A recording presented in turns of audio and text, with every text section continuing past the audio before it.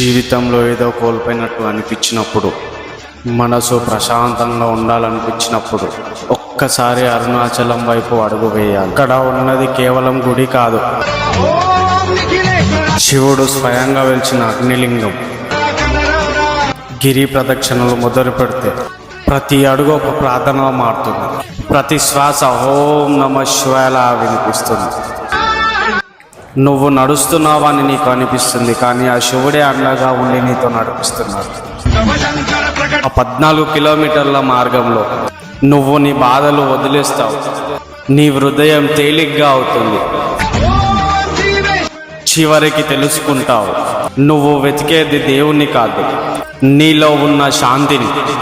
అరుణాచలం వచ్చేవారిని మార్చే పవిత్ర స్థలం. ఓం నమః శివాయ.